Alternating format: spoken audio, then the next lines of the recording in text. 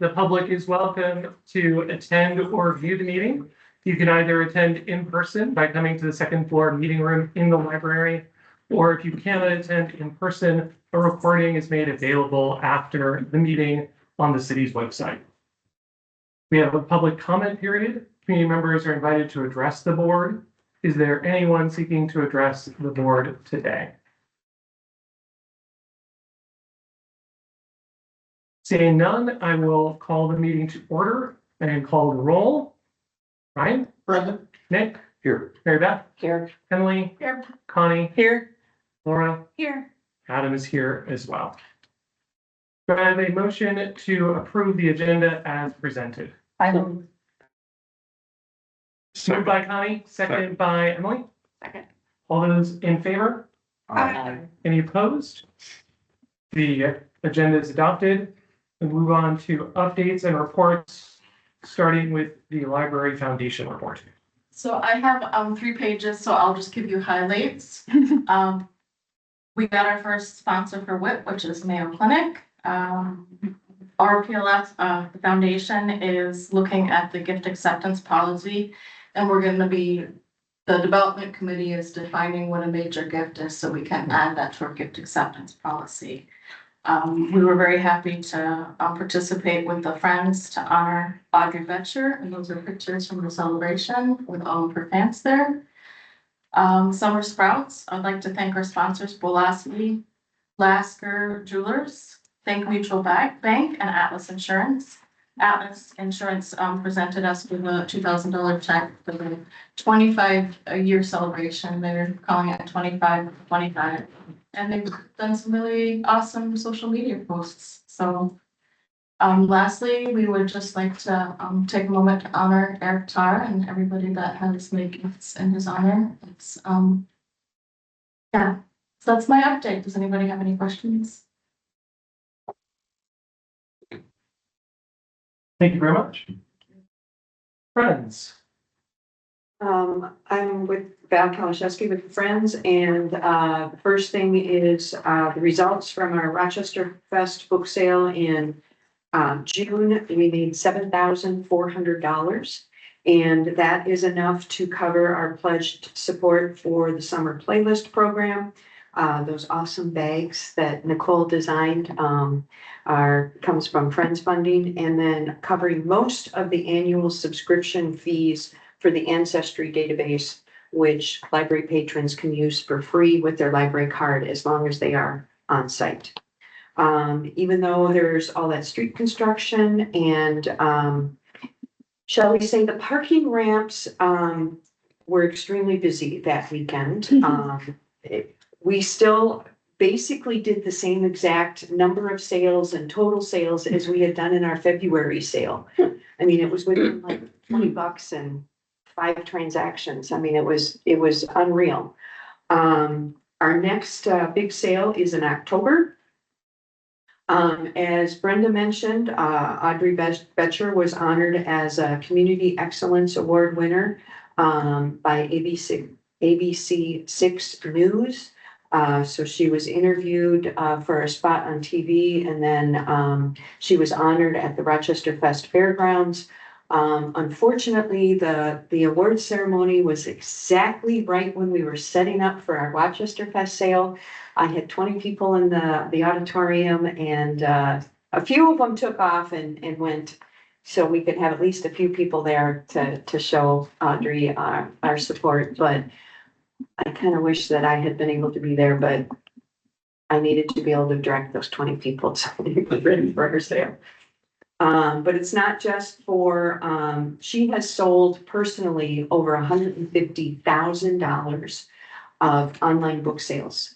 That was the primary reason why we nominated her. But then we also pointed out that she tutors for Rochester Reading Champions. She is starting a very similar program in Stewartville Public Schools, using the same reading system, the literacy system.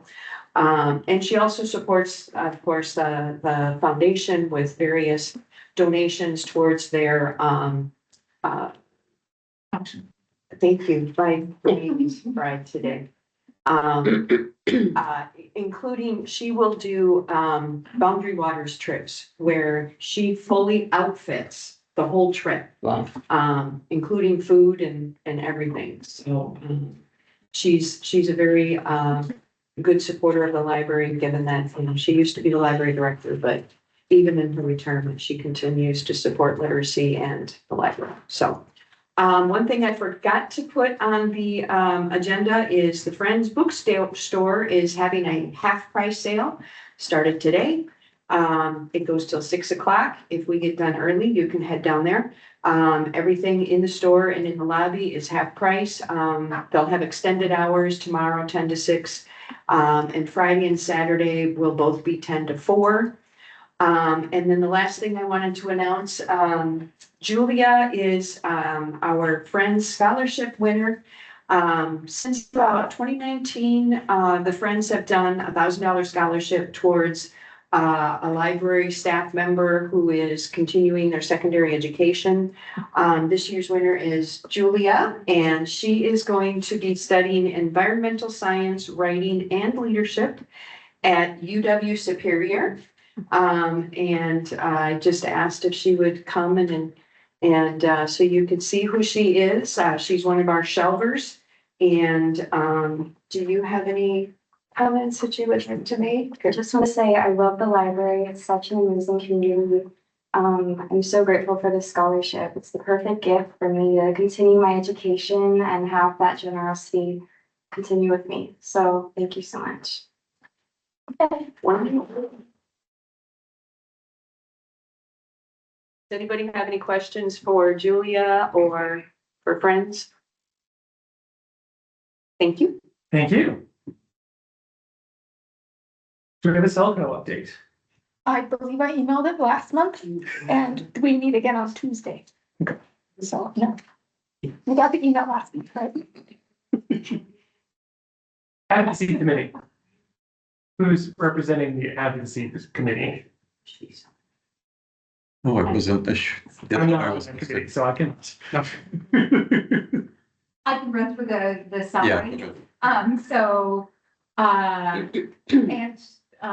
Share that, Connie shared a meeting that she had with, our CTC.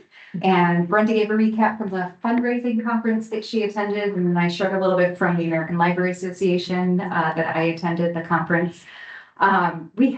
We've struggled a little bit with kind of getting ourselves together. So I know our executive committee, we're gonna have a conversation about how we should be kind of moving forward with the advocacy committee, because I think we really need I've worked really hard to try and get us to build our plan, but I think there needs to be some more staff direction in crafting a plan and directing one, so that our advocates can do, because I think they're excited to actually do the advocating for the library. So one small component we did talk briefly about is the brand ambassador program that is part of our action plan. And so I just kind of shared a little bit about what that is, and some vision behind that. And that will still continue, even though it's kind of falling a little bit in Jeremiah's lane and in Eva's lane, but we've got some thoughts and ideas. Evan and I have had a conversation, so. And we continue to add to our stakeholder list that thankfully Val put together. And there are a lot more needs to add, and we'll continue to develop that. So we will have a working meeting next month, and I hope to have a really good draft after our executive committee meeting to bring to our advocacy team. Question?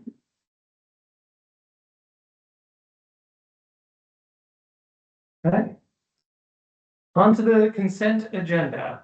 Any questions, comments, or concerns regarding minutes, accounts payable, the June monthly reports, or the contracts list? Seeing none, accept a motion to adopt the consent agenda as presented. So moved. Moved by Nick, second by Laura. Sure. Okay. All those in favor? Any opposed? Seeing none, the consent agenda is adopted. On to reports and recommendations, starting with downtown renovation assessment. All right, so what you have before you is a proposal for a contract with CW Architects to develop some conceptual designs to keep us moving forward in the downtown renovation space of this building. And I have Zach Wood here because this is Zach's wheelhouse, and I'm gonna turn it over to him. Hello everyone, Zach Wood, Manager of Facilities and Property for the City of Rochester. And yes, this proposal today with CRW Architects is to kind of further flesh out the 2025 master plan into something that we can get some more accurate pricing for our next budget cycle in 2028, 2029. Start getting some CIP requests in to start moving design along. So with this proposal, we're not reinventing the wheel here. We're gonna be working off the 2025 master plan, further refining that. Right now, it's a lot of diagrams on a plan, things like that. So we're gonna be looking into those. They'll have structural engineer, mechanical, electrical engineers to do a further review for what's feasible within that, further refine the design. We're still not gonna get to a point where we're set, like this is what the design is gonna look like, but there will be concepts that will kind of set us up guardrails for future design contracts with other firms to keep the project on the roadmap of the 2025 master plan there. With that, they're going to be doing some small group reviews and some large group reviews, and also bringing back a board report at the end of the process, along with budget recommendations for as we go into the budget cycle next year. So high level overview there. Any questions anyone has on that?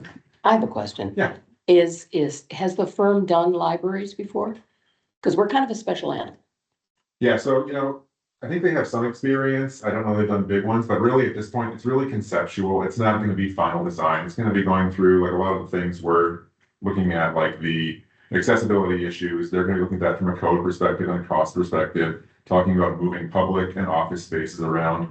Today is really going to be this proposal is really going to be just kind of fleshing those out further. And then in the future, we probably do another RFP for an actual firm to build on that design to finalize things. Right now, it's going to be like, we know we're going to have X number of staff who are going to have, let's say it's 40. We're going to have 35 people in open workspaces, 5 offices. We need this square footage, the type of finishes we have, so we can budget things. Mhm. That more refined design that experience might come into play with is going to come down in the process later. Sounds good. I read the proposal kind of late last night, but I don't think I saw the word elevator in. So Is that outside of that? So they are going to review that and budget it. We've done some review over the past few months with building safety, facilities, and we've also had CRW take a look at it. So they are going to budget with that elevator and that. I just didn't see it in the proposal, and I was wondering, is that something outside their purview? No, they are going to cover that. They're going to kind of assign numbers to that, and then also we've been also talking about some maybe other concepts in that space that might be more bang for your buck out of the accessibility portion. Yeah, because that's a pretty expensive item, Yes. and I was just surprised it wasn't in there. Yeah, so they'll be reviewing that. All right. Again, the reason that we're bringing this now and with kind of a tight timeline, even though the 28 budget, so that sounds far away, the process actually begins January, February. We need to have ducks in a row if we want to get anything in the CIP. So is CRW, was this a competitive bidding process? Is this just a firm we have a relationship with? Yeah, they've done a fair amount of work for this Okay. city of Rochester lately. With it being a professional service, we do have the option to just go straight to them. They're doing 2 buildings for us right now. They do a great job, a lot of engagement, once with the project stakeholders, so. Yeah, It's a so, good part. so legally, we don't need to do bidding. Correct. Not until it's 175,000. Professional services get a little weird, but we would typically, when it gets probably about that 50 to 100,000 threshold, we would start competitively bidding. And this is 37. 37. And do we need to approve that at this meeting? I would say you have probably a little bit of time, but we are in a pretty tight timeline here. By the end of December is when they're planning to submit the final report. Like Karen mentioned, that January, February is when the capital requests need to go in for the 2028, 2029 budget. So you probably have a little bit of flex, but you start looking farther than that, you might miss that budget cycle. So sooner the better. The chair would entertain a motion to approve the proposal. Move to approve the proposal for. I did have a question there. Oh, sorry. Yeah. So the 37,000 is coming out of which fund, was it? So this comes out of the professional and expert services budget line. So it's not an additional, it's not making a request to council for additional funding. And how much is in that fund? Remember, Kate, we're here, they would have the number right in front of them. But there is enough money in that budget to cover that. We're not gonna dry it up. No. I mean, Nowhere near. and there's not an anticipated, there aren't other anticipated expert professional services that we'll be looking for. I mean, we're already into July, we would have had to think something, there would have been other Okay. things that would have come. And we don't need to go to the council to get their permission to spend it. Okay. I would second the motion. Motion by Laura, seconded by Mary Beth. Any further conversation, questions, comments? I have a question for Zach. Yeah. Do you sing? I do not. Yeah. Is the symphony chorale's always looking for a good bass? It's just, you know, based on your speaking voice. All those in favor? Aye. Any opposed? Seeing none, the motion carries. And the next reports will be sung. Thank you. I appreciate that. Thank you, Zach. If you are welcome to stay for the rest of the meeting, but I also know Zach has small children and we need to go, I go. I have a 2-year-old. So. Or stay. Sometimes it's a reason to stay. Yeah. I have a 36-year-old. I'm sorry, I have a 36-year-old. a little different. Hopefully. 28-year-old. 29. Digital collection update. All right, well, turn it over to Stacy. Good evening, board presidents, members of the board, and staff and community. My name is Stacy Hunter and I'm Deputy Director of Public Services. In the past 10 months, I've been here, digital holds have stayed at about 84% of total RPL holds. So digital holds management is one of the biggest challenges with digital purchasing due to the higher cost of these items and the fact that popular titles regularly expire and need to be repurchased over and over again. As one way to manage that demand, in 2025 June, RPL, along with its digital partners, the Traverse the Sioux Library and Selco, agreed to no longer allow visitor holds on local materials for two main reasons that I have been able to discover because I was not here, but I've had lots of conversations, mostly access and selection. So under access, a disproportionate amount of those holds were being placed on RPL items. People outside of the system in many cases would be placing those holds. Just go to the next slide. And that slide, Yes, sorry. that's fine. So a disproportionate amount of the holds were placed on RPL items and people outside of the system, in many cases, they place a hold on an item that would result in a hold never being filled and certainly not in a reasonable amount of time because local people kind of jump over them. So if you place a hold, but the local people continually jump over you, your hold is just sitting there. So we call those zombie holds. It's home library holds are prioritized. And then again, in that access piece, reducing hold wait time was not a primary goal for disallowing holds, but that statistic did impact the ability to meet local demand. That a little bit more. And then as far as the selection piece, the other piece is those suspended holds where a hold is placed but repeatedly suspended. Over actually changed. Sorry, just making sure my notes are aligned with what we're saying. I'll go back. So selection, it's challenging for selectors to make purchasing decisions about what to buy in response to holds and notify me tags. So if the holds are from, they might be from here or here or here. by not allowing holds from visitors, you know that those high holds are for your local people. And so the people who are, those purchases are for local people. Others can use it if it's available, but it allows more that prioritization of local demand. Olmsted and Selco visitor patrons can drive to Rochester Public Library to get an RPL card and kind of become a local user, but that is just because of that partnership. People from outside that section cannot do that.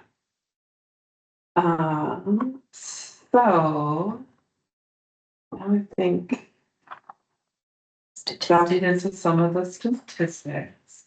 So in 2025, you look at how much of the holds, and this is tying to that local piece, 81% of the holds were local, and then Selco and TDS had the percentages up there. Now 95% of our holds are local. It will take time for all the visitor holds that were there, because we didn't just kick them out, that we're honoring the holds that had already been placed.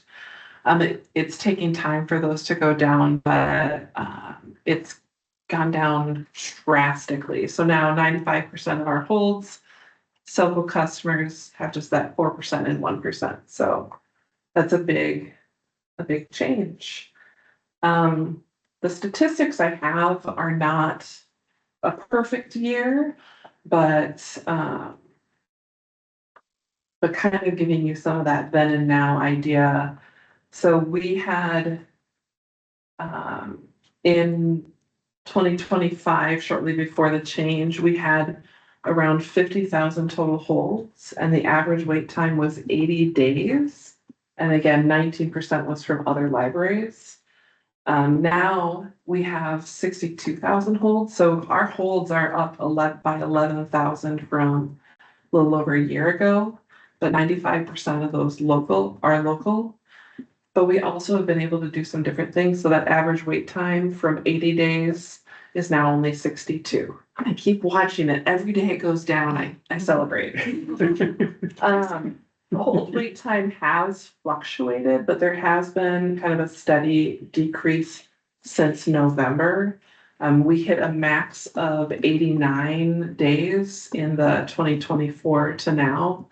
And now 62 is the lowest it's been in that 3 years.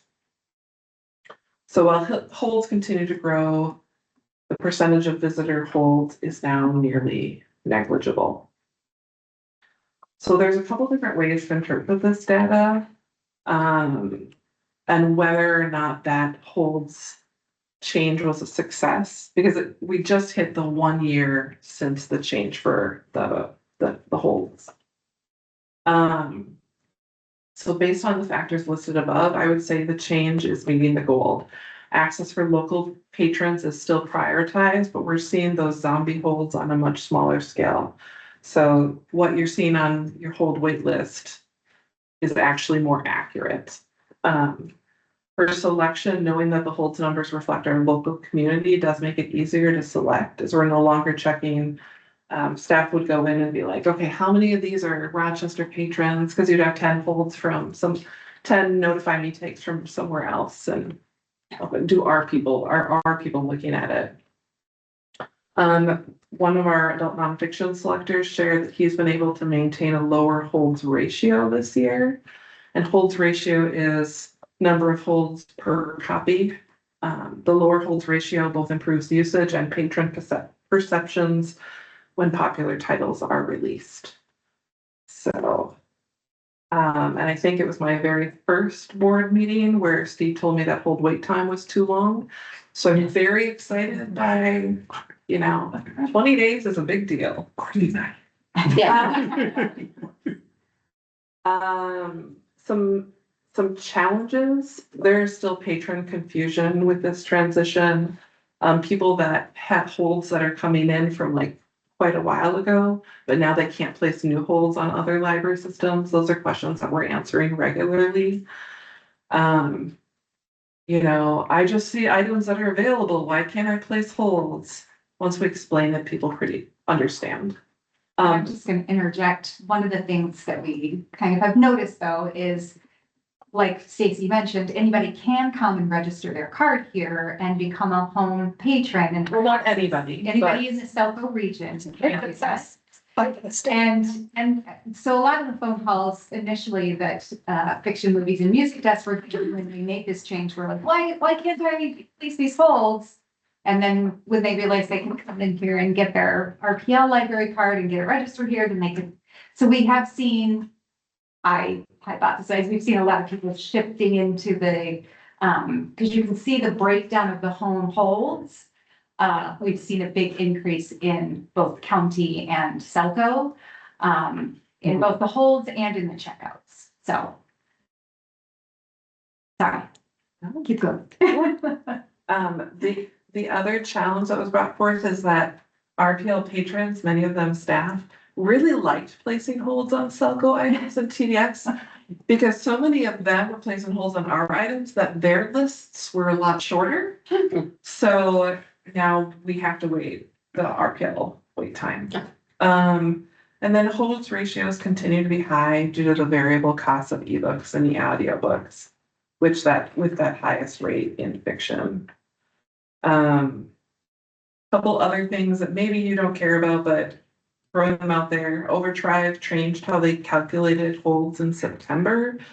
So 62 now does not mean the same thing as 80 a year ago, just because of the way things were calculated, but it's still better than 80. Overdrive has also added an expiration date for suspended holds. And that started this past September, so I'm expecting there to be a big statistic shift after that first year, because they gave everybody, regardless of when you suspended your hold, a full year. And then going forward, it's just gonna be 365 days. And then we also, RPL and Selco chose to discontinue those instant digital cards at the end of 2025. And those were, we paid for every single one of those that was created. But it wasn't a library card, it was just somebody's phone number. So that was a positive budget move, but it also moves people to getting library cards rather than these amorphous cards. And with our new digital library card, we're hoping to address that so people can get a digital library card. And then, you know, one of the things that Karen and I have been talking about is that decrease in circulation. So one contribution is holds from outside people did increase circulation. So there are people who aren't necessarily checking out from us who were before, but they aren't our local people. Is this an actual decrease in circulation, like by actual numbers, or is this just? It is percentage of checkouts attributed to. But there to is those a, different categories, but but there there has is a been a slight decrease in slight circulation. There's a real decrease in like actual. so there's a real decrease. I'm not worried about it. It's not like a huge trend. It's just A few that yeah, and I think this is part of why if that makes sense. So it's still a very in demand, heavily used, but we do have less people from outside placing holds and checking out items. Holds do drive circulation quite a bit. People are more likely to jump in and be like, oh, I want this, this, and this, and put them on hold, than think of, oh, what's available? Like my mom goes in and immediately clicks the available now button because she doesn't want to place any holds, but there's a lot of people who are like, I don't want what's available now, I want what this popular thing, and when they can't get it. So there's some of those pieces. This is really interesting data to grab into our next conversation about. This is why we are doing this first before we go into the next. Yeah, and so there's some additional stats that I threw in. We surpassed 150,000 copies in May 2026, and that's a number that frequently adjusts, but it's been constantly growing since we started our collection. About 15% of our digital collection is out at any given time, and that is a decent number. Though I have to say that is kind of shadowed by the fact that our youth print collection is currently 30% checked out, which is awesome. But 15% is good, and that's pretty consistent. Lifetime turnover for items averages about 34 per item. And that is a little tricky as far as like 34 per copy or per title. I'm still investigating, but as you can see, Harry Potter and the Sorcerer's Stone, 3,489 times. There are items that have never circulated, but we also have items that circulate over 3,000 times. So those are kind of the top three. Here are some other big numbers. Calamity Club, I bought another 100 copies last week because sometimes you can buy 100 single-use copies. So that Calamity Club number is now over 300 because they all immediately checked out. But even titles where I can't buy 100 copies at a time, there's many titles that already have like 50 some checkouts in just the half a year. So very popular titles. So yeah, a couple additional tiny things to pop out. We are getting close to adding Comics Plus. Comics Plus is a comics database. So this would kind of supplement the digital comics in Overdrive. With Comics Plus, we pay a flat fee and have access to it's either over 23 or over 31,000. I may be getting a couple numbers up. So, but I spend more money on Calamity Club than I potentially than this. So it's very exciting. The real focus though is for our adult collection. So it has a large selection. You don't need to check things out and then wait for somebody else. It's all multi-use all the time. So everybody has access to the full collection. So lots of series, a lot of major publishers. But again, our focus is really building out that graphic collection. We get a lot of questions from people. Overdrive, we have some adult comics in Overdrive. But again, there's that. A lot of them expire maintaining your series. So this is kind of, by investing in this, we get a whole lot more bang for our buck. We're gonna see how well it does. What is that circ compared to Overdrive? So right now we're figuring out some logistical things as far as how it connects to our catalog and everything. Yes. Mostly like, excuse me, actual comics, Marvel and DC, and where's a graphic novel series also. Yeah. The I Survived and Science Comics and stuff downstairs, are these included? I have to double check specific titles. I know it has Marvel, DC, just the display there has some Ninjago, the Bone series. What was the big name that's in there? What's in there? There's a series that all the adults are reading right now that every copy in Overdrive is like $100, but the whole thing is in there just to read. Laura Olympus, I'm always trying downstairs. So I'm not sure if Laura Olympus is in there. I'd have to double check. But again, it's a lot. Okay, cool. Canopy is still doing well. One of the things they talk about is, oh yeah, people will find out about it and then use will just skyrocket. We've only used 35% of that budget for the year, and we're well into our 7th month. We have not done a ton of promotion of Canopy because of the cost per use. We have it available for people who want it. So as we assess, we will be coming in under budget this year unless something drastic changes.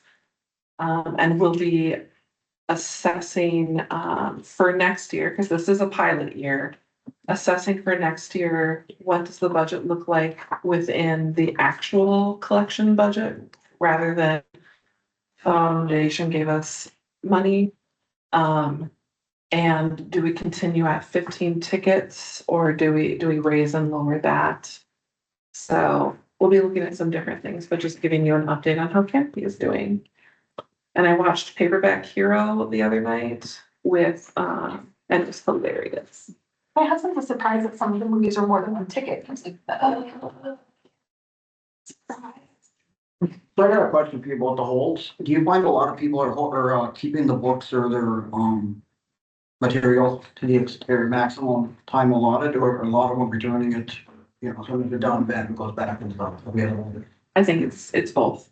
Okay. So, for example, I'm trying to think, there was a specific title where I was looking at how many times it had checked out. And like, if people had kept it the full 3 weeks every time, it was not feasible, Yeah. but people are reading it and returning it. Okay, So that was my question with the whole times, exactly, if it's shortened up, I'm encouraging them to return it as soon as. we do also have lucky day copies. And so the way I'm managing lucky days is not exactly the same way Kim did. But for items that are kind of in that middle spot where there's a lot of holds, but there's not so many holds that I would want to take a copy out of the hold rotation, you can designate a copy to be lucky day. And it does pop up for people who have it on hold, but aren't necessarily the top of the list. They just get 7 days to read it. So it's a quick checkout. That is one way we kind of help like pull down some of those middle holds. But if something has a ratio of 25-1, I don't want to move a copy to lucky day because then my ratio jumps up to 50-1. So or thereabouts. Yeah, and Heather and Sarah and the digital collection team have been great in talking strategy, looking at data, and figuring out how we can continue to support this collection. So that's my update. Thank you. Thank you. Very informational. Any further questions? I assume there's no action. Yeah, there's no action, very much informative, leading up to the next item where there is action. Wonderful. Thank you. County funding. Yes, so as you read in the update, Steve and I did meet with the county administrator last month. In that meeting, he indicated that the county board would be open to the library directors coming back with a proposed funding formula. And there potentially is an openness to have the standard formula for all the Olmsted County libraries and then have a separate pay for service contract for Rochester. And I clarified, that wouldn't take out of the existing funding for the county. My analogy was, we're talking about pie, that we're sharing this pie, but some ice cream for Rochester for the pay for services. And yes, so what you have before you is, let me back up a little bit. First, the Olmsted County directors met, Olmsted County plus St. Charles, which is outside Olmsted County, but Olmsted County funds St. Charles or provides some funding. So we all met, none of us liked the funding formula proposed by Olmsted County. No one was comfortable with it. There were some concerns about how we define library service area population. We are still going to have some conversations, not just these 5 libraries that are Olmsted related, but all Selco libraries, really talking about how we count our LSA and report that to the state. So nobody liked that number. Programming numbers, we do not, you can't, none of us are asking, where are you from before you come to a program? And we don't want to do that. We want anybody to be able to come to programs. The funding that is in question is funding for rural county Olmsted residents. Those residents, that's where this money is coming from for Olmsted County. And that is why the funding that comes from Rochester, for example, comes from the Rochester property tax, and then is handed to us for Stewartville. It's collected in Stewartville and given to Stewartville Library. So what we agreed on as the 5 directors was really the best way to articulate is the physical circulation made by Olmsted County residents, rural residents, because all of us could look at that data and tie it right back to rural Olmsted County residents.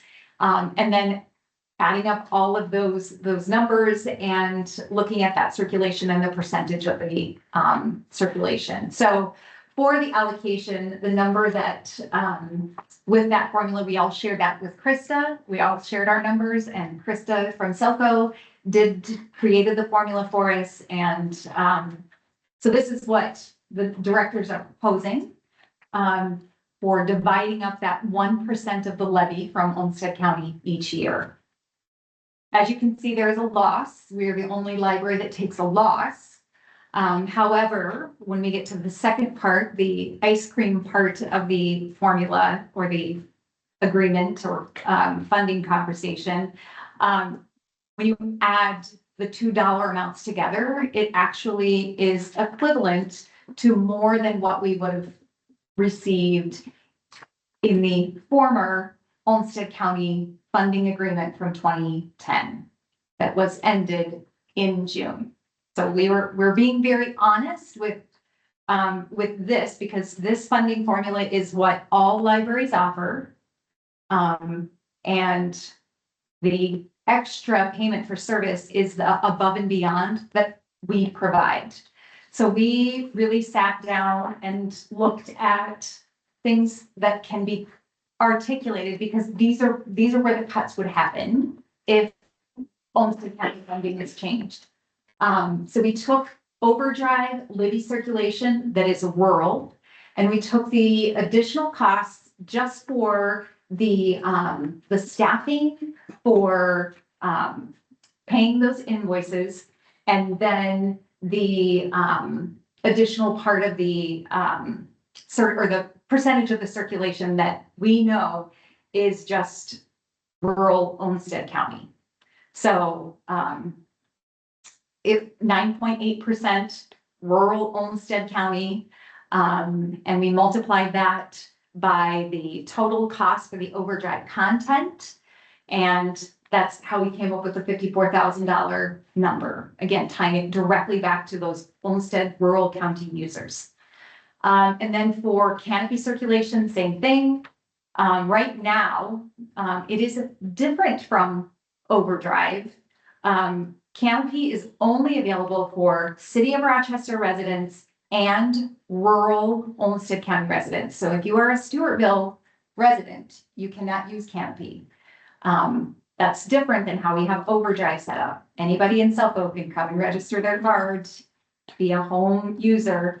So it's very different, and we intentionally set that up. We knew it was a pilot. We knew this conversation was happening with Olmsted County, and that's how we set up Canopy. So they do account for 12% of our circulation, and so we did 12% of the cost for the Canopy collection costs, and then that staff support.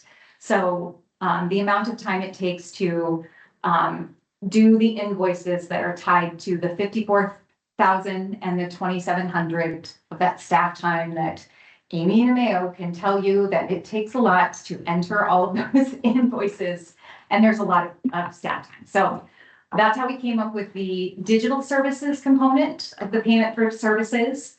For bookmobile services, again, we went through the percentage of circulation for rural Olmsted County, which is 24% of that circulation. With the bookmobile, we provide the ability for folks to do the browsing. That is the above and beyond. Anybody can mark with materials, but when we take the bookmobile out to a site, there is that browsability that you don't get, and that you wouldn't get otherwise. And so 24% of that, the bookmobile costs for the collection itself for the bookmobile. Then the staffing costs for just the Olmsted County rural stops. And that's just the bookmobile actual hours of the bookmobile driver and the person alongside them that go out to those stops for the year. It doesn't include any of the librarian work, selection, collection development work. It is very specifically tied to the work of driving the bookmobile out, serving the bookmobile patrons and being there. And then 24% of the operational costs of the vehicle maintenance. So again, when you add those up, it's 1.42 million. And that is a variation from the previous contract of a difference of about $35,000.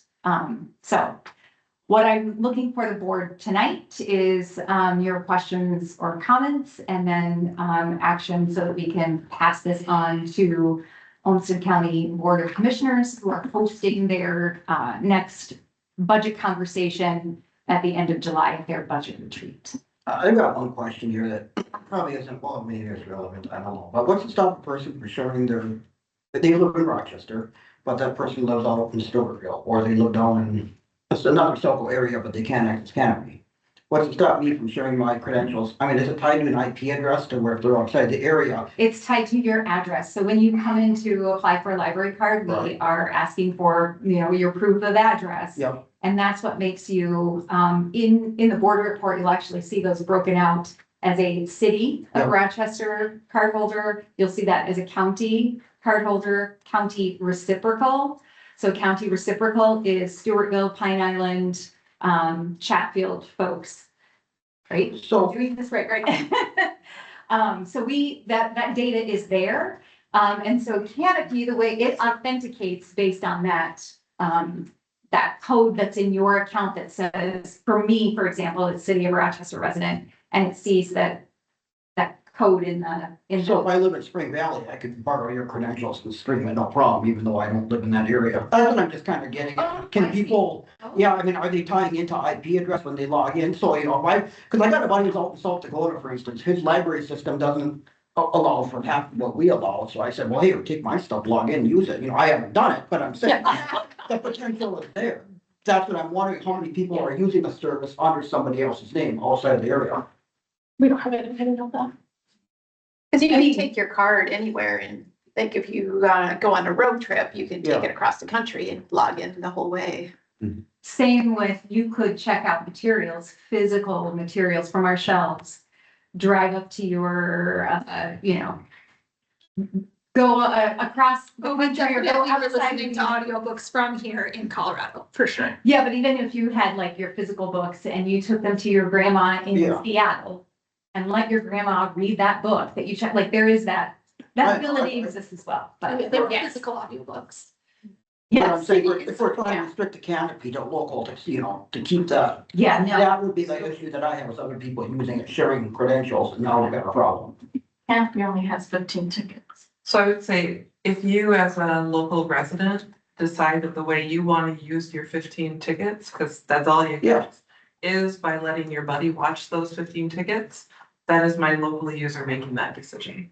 So, Yeah. So there is no way for your buddy to get his own card No. and have his own credentials. But And if you can burn if them. that's your local decision is that your buddy watches these instead of you, that's your choice, I guess. I think. want to charge your buddy for your Yeah. access. So the difference between what the librarians agreed to and the ice cream is $130,000 roughly. Has the county had the opportunity to talk about the ice cream, other than saying they would So, listen to the proposal? Is this money that we're pretty much guaranteed to get? I mean, there is, the county could say, you know what? We want to pay for what all of the libraries are offering, and we don't want to pay for any additional payment for service. Absolutely, absolutely. We would have to make that decision then. How would city subsidize? I don't see the city being able to subsidize above and beyond. I don't think they'll let me take out from Zach's budget. Come on, Tim. So we would have to have hard conversations. The initial formula proposed, you'll remember, we were talking, where would we be pulling this from? So we wanted to be very realistic in where we would be pulling this from. And I will say, sorry, that we've been having these internal conversations. The way that money breaks out for the library service, for this year is different than what it could be for next year. So what we had with the old funding contract was some stability. What the county is wanting is some stability. But it's not, I mean, you know, it can change greatly. And so we wanted to really, when we're talking about the payment for services, we want it to tie directly to usage and service, because if those aren't funded, let's say they're funded this year, but not next year, we will be in a position where we need to make a decision about, are we still then taking the bookmobile to Byron, to Orinoco? It's a hard case to make to the city of Rochester taxpayer to continue to do that, or to reduce the number of bookmobile visits in the city so that those others can still happen. And same with digital collection. Do you know whether and to what extent the other county libraries are doing these same things? Like, do they have overdrive? Do they have canopy? Do they have bookmobiles No. that are serving rural county residents? I will say, serving rural county residents, are you talking just Olmsted County or other counties in? Well, we're talking about specifically the Olmsted County libraries that are getting the Okay. funding. So for Yeah. Olmsted County, Stewartville, for example, offers Hoopla. I, as a Rochester resident, do not have access to Hoopla. I, as a Rochester resident, can go into Stewartville and I can check out books from Stewartville. And Stewartville acknowledges there's no way they could provide Hoopla access for all of the city of Rochester residents. And I think there is a little understanding that, in many respects, Rochester being the size that it is, does provide, extensive service. It's more likely for Rochester to provide larger service to the wider area than Stewartville providing. There is that understanding by the size that we are. Yeah, during the So- Celco meeting, the other Olmsted libraries had just heard about the funding changes at the last meeting, and they were like, oh no, if we cut RPL's funding, everybody gets hammered by that. It was pretty well acknowledged that they lose services if we lose Well, and services. ours is the only bookmobile, yes? Yeah, Correct. And thank you for saying that too. We do receive some funding from Celco for our digital collection, specifically because there is that acknowledgement that we provide that additional and content provides access. that they can't provide. So procedurally, what does this look like? We say, yes, this library director approved formula seems good. We take that to the county with that approval across all of the county libraries, along with the request for this additional payment, not knowing whether anything is going to come out of that additional request.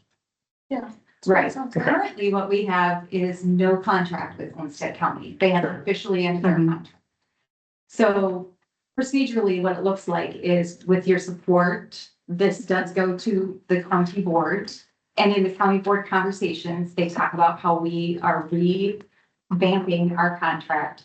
One of the suggestions from Krista was adding this funding piece of the 1% levy from Olmsted County, and our funding formula that we decided be added to our Celco Olmsted County agreement instead of 5 separate funding agreements. Add it to the Celco agreement because it's the same for all 5 of us. And we already have that existing, we already have those existing agreements that are in place. And then this additional piece would be a separate payment for service contract between Olmsted County and RPL. I suppose the most pointed substantive question is, does the county understand that if they decline to provide at least comparable payment for these additional services to the previous formula, there are going to be cuts for rural residents? Yes, that was indicated in the meeting that Steve and I had with the county administrator. That there is an understanding. Ahead of that meeting, I believe the county board members were already hearing from community members who were concerned based on our previous meetings and discussions. So, Well, they looked at the formula because ostensibly it's because of tax dollars and tax purposes, right? So I'm just curious, I don't know, maybe you don't know about this, but where are they getting the ice cream money? You know, I mean, if this is all based on Yeah, financial, I'm just curious where you can suddenly come up with ice cream money. and I mean, that is a concern, but they could say, you know, this initiative or this program or this, thing that we are funding is more important than the ice cream money. And we are only committed to this 1%, nothing else. And we'll have to deal with, I mean, they could absolutely say that. It's coming from somewhere, but we don't know. And we're not the only county where this is happening. There are other conversations that have happened in other counties as well, as counties have all struggled with their challenges with state and federal funding cuts that have trickled down to those county budgets. I know in Winona, so St. Charles is one of the libraries that is funded a little bit by Olmsted County. And they're having the conversations, not just with Olmsted County, but with Winona County in which they reside. So it's not unique to us, but I do believe we have significant library support for at least maintaining services. So you had mentioned the county funding Selco under the one agreement versus having, piecemeal agreements. Is that part of this? I mean, here we've got to agree to that, the ice cream money, or is that a separate conversation? That would be. So it would be an operating agreement with Selco that would mention this funding formula. And then the separate would be a payment for services. I'm trying to find it and cannot find, what was the proposed number from the county before you all got together? Do we have a copy of their? Oh, original it is the 1.5 to 101. Total library funding for Olmsted County. Right, so So which keeping it the fraction of same. it was supposed to come to us originally? Because I think we had a loss bigger than this under the previous proposals. Like, this is already an improvement over where we were 2 months ago, Correct. right? Okay. Yeah. I will say, having worked at Selco for a number of years, this is kind of a perpetual fight. Every time there's funding, you've got pick a county saying, oh, no. Who needs libraries anymore anyway? Because we got the internet. And then the librarians have to explain that, no, we need libraries. And it's a perpetual problem. So I'm hoping that the bottom line is that they'll agree to at least most of this, but it's not an unusual situation, unfortunately. And we don't know how long this formula will hold, do we? That would be my question there. Yeah. But end that next year and another problem comes up. Oh, but To approve the agreed upon Olmsted Library Directors meeting funding situation be presented to the county as something that we agree with the understanding that if they don't fund the ice cream, their county residents are gonna be losing services.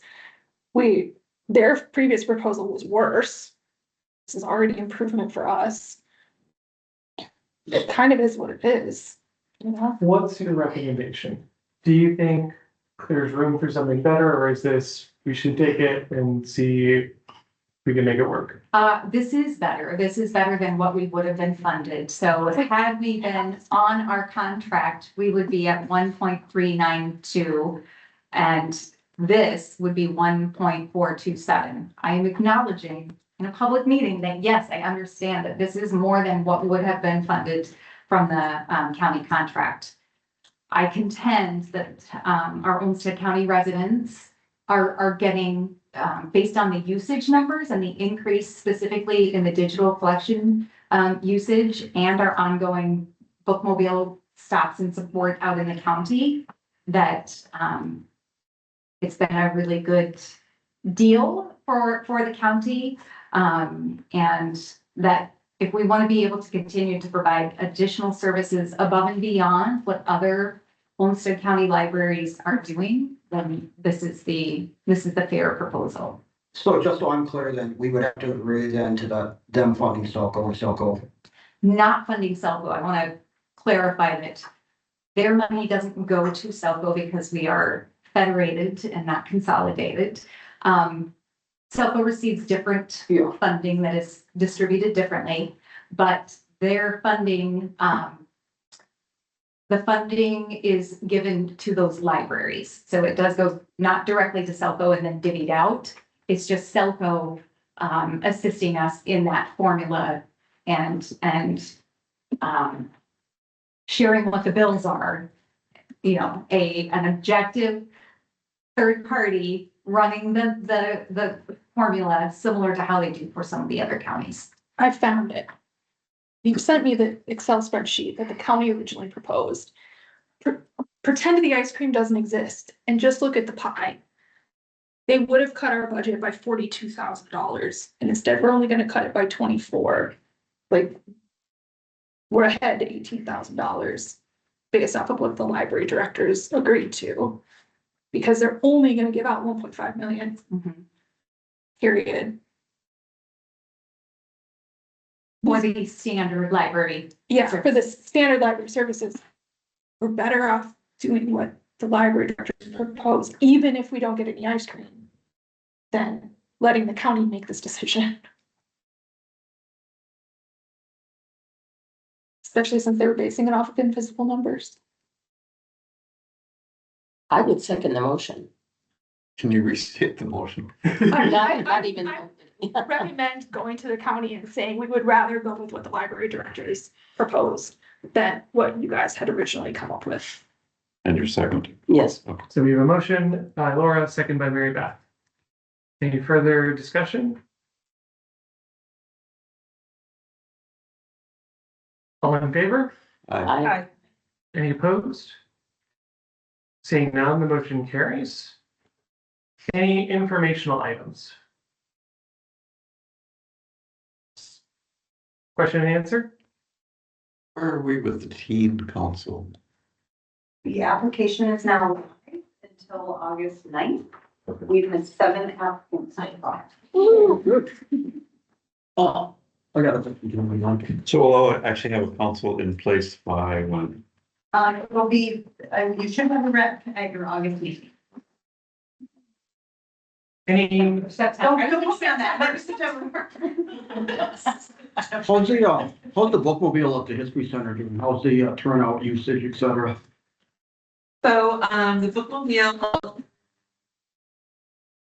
for a brand new stop, the bookmobile team is overjoyed. The first day we had 28 people, the next day we had 50.